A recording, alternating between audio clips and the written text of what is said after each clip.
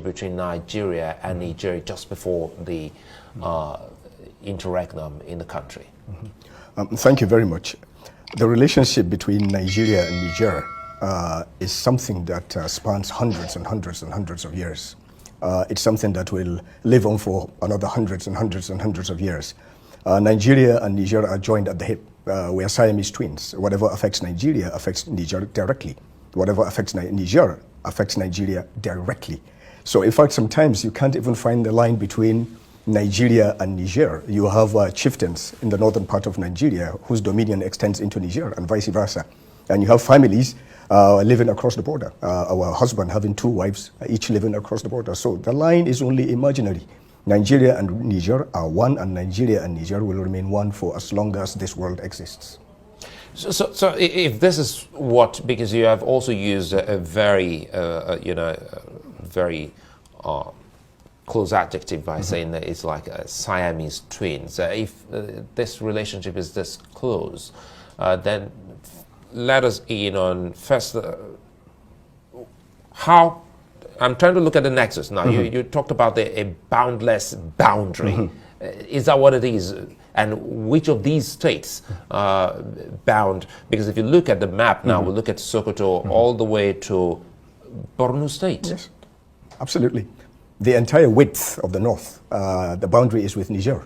If you look at the thousands of kilometers, it's something that is just there, and you cannot erase that line, nor can you erase the cultural affinity or the brotherhood, the kinship that exists between Niger and Nigeria. And if you want to do that, the adverse effects will be felt the entire subcontinent, the continent, and the world. We're fighting with Niger in the MNJTF. If Niger removes itself from the MNJTF, what becomes of the MNJTF? And these are the same people that have been fighting with our soldiers, dying, surviving, eating, living, dancing, singing together.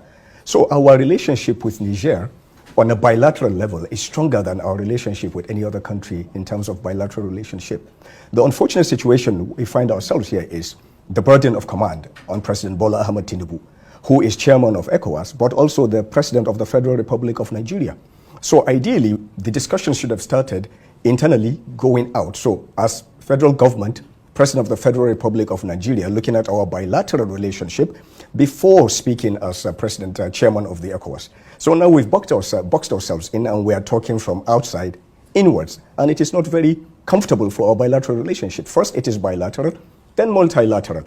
So these are some of the problems that we have. And the problem in Niger is something that there are people, there are institutions, there are layers in Nigeria easily could have picked up the phone and resolved this issue. But the question we should ask ourselves is, what happened? At what point did our horizon scanning capacity degrade to the point that we didn't see? Or did they reach out and they knocked on the doors and we didn't answer? Or were we not listening? Or were we too busy with other things happening in the country? Yeah, well, for time, we won't go back to looking at why coup, but again, we're trying to look at what next to be done to bring about a solution to what is happening in Niger and with Nigeria as a very close neighbor. Now speak to us on, if you say Nigeria and Nigeria, they share this cultural affinity, religion, and many more. The Sultan and Nigeria's former leader, Abdulsalami Abubakar, they've been asked to go speak with the leadership and also perhaps also have a meeting with Mohamed Bazoum. That's a starting point, isn't it? Yes, it is. But you sent this delegation to deliver a message. You can deliver a message and get the answer immediately.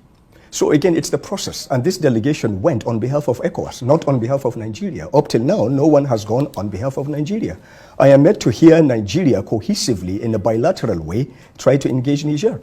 And if you want to engage Niger, there are traditional, again, and political institutions that you could use. For example, Dahiru Mangal. Everyone knows the relationship between Dahiru Mangal and Niger.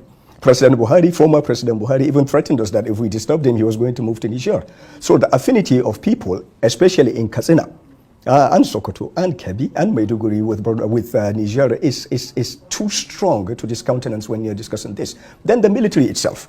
In the composition that went to Niger, our current ambassador to Niger, the former chief of defense intelligence, AVM Usman, Ambassador Usman, was a directing staff at the NDC when some of these guys came to study under him. He was their lecturer. And we have so many... You're talking about the Nigerian soldiers? Yes, some of those who participated in the coup. He was their teacher. And in terms of special forces operations, we have, these are the same family. This is the same people. They train together. They deploy together. Then there should be some kind of understanding, you know, in terms of speaking of the same language, you know, getting to understand what this is about for both countries. So the bilateral relations and, you know, the pulling off the plug of electricity to Nigeria, does this also affect the bilateral relations Nigeria already has with Nigeria, or is this an Ecowas decision? No, of course. Now, this is the precarious position we found ourselves. The electricity is given to Niger, not for and on behalf of Ecowas. It is Nigeria giving Niger in a bilateral agreement, electricity. And we give them electricity not as charity, but in brotherhood solidarity, so that they don't need to dam the river Niger. So now we pull the plug. It is Nigeria that pulled the plug, not ECOWAS. Yes, there are protocols in ECOWAS that says, yes, within the protocols, sanctions and so on and so forth. And this is why Nigeria should have engaged bilaterally first. For example, I would have hoped to see the president call in for an emergency National Security Council first, before an ECOWAS summit, emergency summit. Then even from the ECOWAS perspective, there should be an emergency session of the ECOWAS parliament. They are parliamentarians in their respective states. Of course, now, Niger may have pulled out, but they still have that strong center of gravity. Then also, maybe the traditional title holders, the strong ones in Nigeria, the traditional, the religious, and so on and so forth. So there are layers that should have been deployed, but we boxed ourselves into this 7-day ultimatum. And you know, these special operators, when you give them an ultimatum, they will dig in. Then we need to have back-channel discussions. Instead of going to Algeria and Libya, I would have chosen to go to Mali, and perhaps even Senegal. If I go to Mali, I know Mali will bring in Traore from Burkina Faso and will bring in Mamadi also from Guinea. So start from that perspective. So now is the time to deploy back-channel mediation and discussions so that both sides will be presented with opportunities to save face. Otherwise, the more we dig in, the more they dig in. But for the record, Nigeria does not want a war with Niger. And it's not Nigeria trying to go to war with Niger. This is a misunderstanding that mischievous people are taking and putting out there. But do the Nigerians also know this? Because we've seen pictures and images of some kind of protest that is targeting the Nigerian government. Correct, but the problem here is, again, we have not deployed our own strategic communication. So this vacuum will be filled with whatever. So it is not inconceivable for some adversary elements to even stoke this, for us to begin to see xenophobic attacks against Nigeria and Nigeria's interests. We are not talking to Nigerians. We are not speaking to our brothers. We are allowing other surrogates to talk to our brothers. This is an issue that face-to-face, eyeball-to-eyeball, we can resolve. For example, the electricity issue. If the Nigerians are suffering, we are suffering. So now you have a blackout from Borno State, Maiduguri, all the way to Niger. Now we are fighting Boko Haram. What is happening to this enemy, this common enemy? Where is this common enemy? What is this common enemy doing now to the common detriment of the entire region, subcontinent, if not the entire world? We are not talking about it. Definitely this is an issue that Niger and Nigeria can resolve for and on behalf of ECOWAS. But also, countries like the United States of America need to come out clearly to state, nobody wants, it is not fashionable to have coups anymore. Nigeria moved away from coups. If Nigeria can move away from coups, any country can.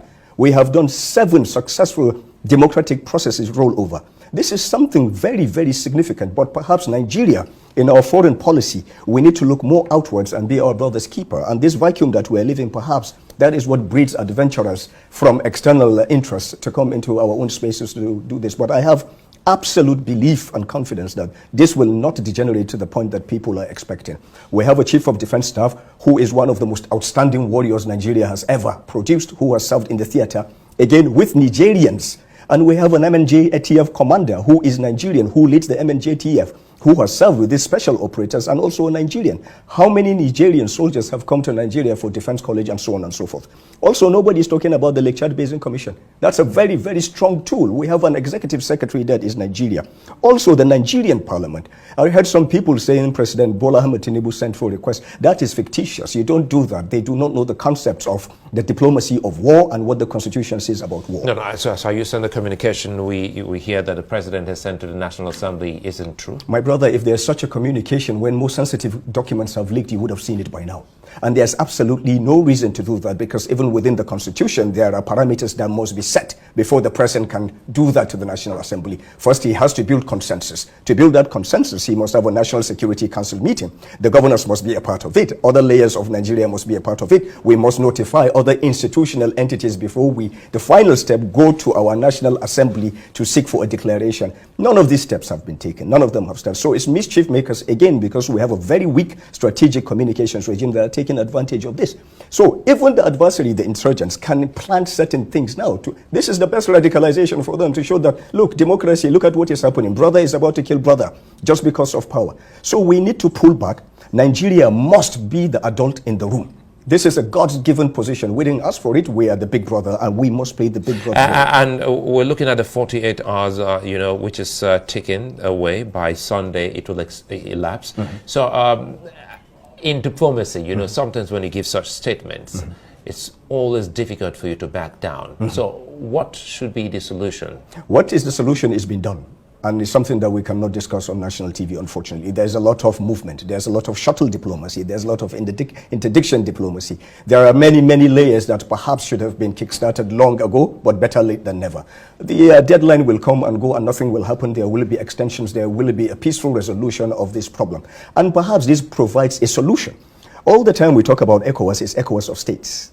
Now we will be forced to talk about ECOWAS of peoples, because if Niger can reach out to Mali, reach out to Guinea, reach out to other, it shows that really ECOWAS of states is working to a certain extent, but what we need to do is to build ECOWAS of peoples.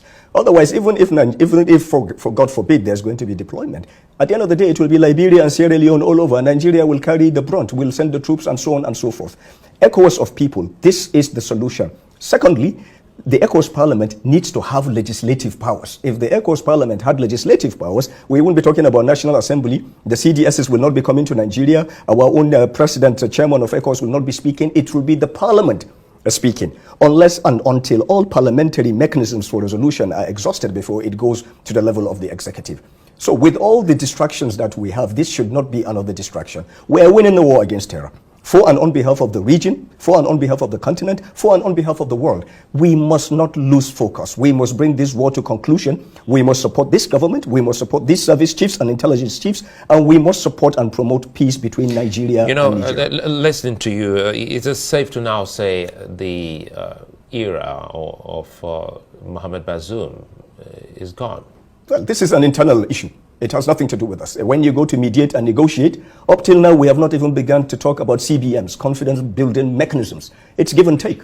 So whatever they want to do, it's an internal issue. If people support it, whatever they do, what the rest of the world, especially Nigeria, must not do is to allow the region to degenerate into further chaos. Food insecurity, the insurgency, mobility, etc., and etc., and etc. Hunger is looming. The rains are not coming. There are trucks backed up because they cannot traverse the borderless spaces of ECOWAS. We must consider the downtrodden, the populace, the masses of our own region, not just one country. It is, well, governments come, governments go. That is an internal decision. What the outside world can do is to mediate and provide platforms and safety conduits for a peaceful, amicable resolution. But that is purely an internal issue. Nobody can force another country and say, my opinion, you must do this, you must do that. However, it's like the Afghans and the Americans, and the whole world, as a matter of fact. They say, and I quote, we want to be a member of the Committee of Nations. We want to be a part of the world, but we don't want the world to interfere in our internal affairs. This is our affairs. And even when you want an intervention, there are conventions, United Nations conventions. When you're unable to support, to secure your populace, then you reach out and you look for help. But you can't come and say you are going to forcefully go in. Yes, there are protocols within the ECOWAS regime, the protocols that ratify and define these things. But if you look at it now, there are dissenting voices within the ECOWAS. Some are aligning with them, others are aligning with others. But for Nigeria particularly, Niger is the buffer between us and Libya. Niger is the buffer between us and utter chaos, arms trafficking, and so on and so forth. So we need to look at safety, stability, security, prosperity in Niger as a component of our own national security strategy and policy. And if giving them electricity is what it takes to maintain some of this stability and prosperity, by all means give them the electricity. So listening to you now, it does mean one thing. It looks like Abdulsalam Abubakar and perhaps maybe some others were not the perfect fit. No, they were not. I will look you in the eyes and say, no, they were not. These are young warriors. You should have sent their contemporaries, people that they bled with in the foxholes, people they fought with, people they went hungry with. It has not escalated to that level. You should have sent people, and there are people within the systems, different systems that can have access to these people. There are people in the traditional... None to the government? Absolutely. This is government. Government knows everything. Government is almost omnipresent. Government knows. But perhaps in our reaction to the Ecowas protocols and our new position as chairman of Ecowas, we did not sit down long enough to look at these things. Having said this, President Bola Ahmed Tinubu, if you won't give him anything, you have to give him this. He sees himself as one of those who fought the military to restore democracy. So, of course, there's this PTSD. He hears there's a coup in his neighbor's realm. It is a Superman coming to the rescue. He's not going to think clearly about it. But the interconnectedness of Nigeria and Niger is more than probably me and my brother that came from the same mother's womb. And these are very delicate times, and we have to be exceptionally careful. We have to be our brother's keepers. Otherwise, all the successes that we have encountered, that we have gained in the last 10 years, the lives that we have lost, could be for nothing. But again, it has to start with the leadership before the people, because, for instance, the military government in Nigeria hasn't been receptive of those that the Nigerian government has sent. Yeah, but how would you be? When you have slapped me, I'm about to cry, then you come to say, I want this, I want that from you. Also, they have a population to administer. They have a country to run, whether they are the legitimate or illegitimate. And this is why I said we have to begin with CBMs. We have to have a list of confidence building mechanisms. We have to begin to agree. So, for example, the people the envoys going to go to Niger might ask, all right, please, all we want, the right people is, let's just have a look, let's see Bazoum. And in return, we are able to do X, Y, and Z. So we have to begin to move towards de-escalating and deconflicting the situation. But if you send our father, our grandfather, General Abdul Salam Abubakar, his center of gravity is too big. Then you send our leader, the Sultan. It has not gotten to that. We were too quick to bring out the big guns from our toolkit, and then from there you can't go anywhere but down. So we should have started.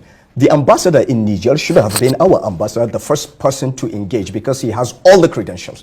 Up until he became ambassador, he was the chief of defense intelligence of Nigeria, of the armed forces, for 5 years, an intelligence officer, an instructor, a directing staff at the NDS, with connections with all these people. In the team that met them at the airport yesterday, I can tell you without fear of contradiction, at least 2 of them were his students at one point or the other. So imagine if it was him. Did you say at the airport? So they didn't go beyond the airport? Allegedly, if you are to accept what was said from the other side and so on and so forth. But exactly that.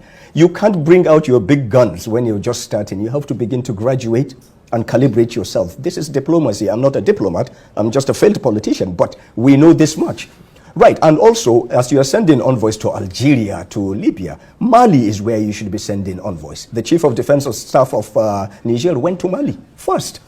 This is what we must do. We must have a presence in Mali. We must woo the Malians back to our own side. A stable Mali is a safe Sahel. An unstable Mali is a very, very unsafe Sahel. And time for us to ask the question, what exactly is happening in the Sahel? Now we just realized that we've seen a gradual departure from colonialism, that especially the Francophone Africans, and this seemed to be a growing one for 5 out of the 15 ECOWAS member states to all say, well, they're with Chiani. Yeah, but you see, again, when you have a reason to lay your grievances, you will try to lay the one that will attract the biggest attention. Carrying Russian flags and so on and so forth is just a cry for attention. I don't believe in blaming colonial masters and so on and so forth. I don't. This is very, very intellectually lethargic, and is an escapist paradigm that people use to justify some criminality. No, we are responsible for our future. We are responsible for our poverty. Therefore, we are responsible for our own successes. The calamity of France in Africa, in their adventures in western coast of Africa, is the fact that the relationship did not evolve to the point where it is competent and contextually accurate with this current reality. To cite an example, citizens of the Francophone countries in Africa were before seen as citizens of France, to the extent that their presidents and heads of government were members of the French parliament. But France now, as a policy, we see what is happening on the telly with migrants. They are subhuman and so on and so forth. This anger comes back home. And there is no connection between this current generation and the past. The past, they're all dying or dead. So they do not understand what it means to be French. They do not understand what it means to have rights as a French citizen, as a former colony of France. Now you are telling me I can't come to your country when I have your language. And the irony of ironies is, Goita bans French, removes French as a national language, and he makes the pronouncement in what language? In France. Or the Nigerians on the street, we don't want France, we don't want France, and they're saying it in French.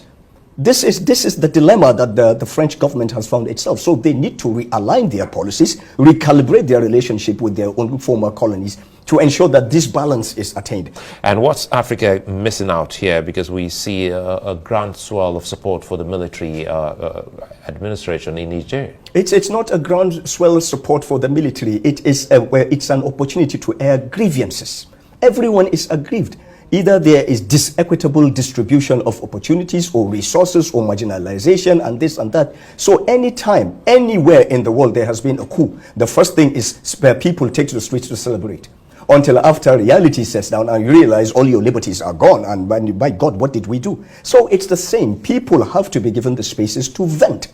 And this is something that we deny ourselves as Africans. But we must give ourselves spaces to vent. And we must have a deliberate policy of reintegration, redistribution of resources, and deliberate integration vertically and horizontally. Is not just fiscal, financial integration, no, political integration.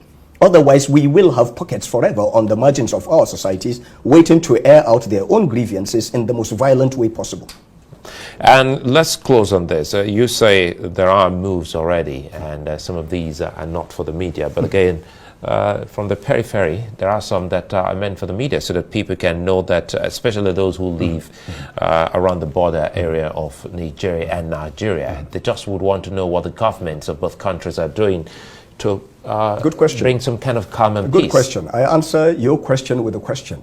When we were thrown into the chaos of end of last year, the currency issue and so on and so forth, we didn't have notes and so on. What did those people do, those that were on the borders of Nigeria? They reverted to the safer. This shows you how our people have become one. So the search for common grounds is something that is ongoing even as you and I are speaking. But we shouldn't allow it to take too long to fester, because we have adversarial forces from other parts of the world that will take advantage of this, and we have internal saboteurs that may capitalize on this. So if I were President Bola Ahmed Tinubu, strategic communications, and I would dispatch my NSA with a group of people that we know have the requisite center of gravity to embark on shuttle diplomacy. And this is without prejudice to what I do not know. One thing I know for certain is whatever needs to be done, can be done, is being done for us to have common grounds to move away from this. Yes, but unfortunately sometimes because of statements that have been made, we have to find ways to save face for both sides.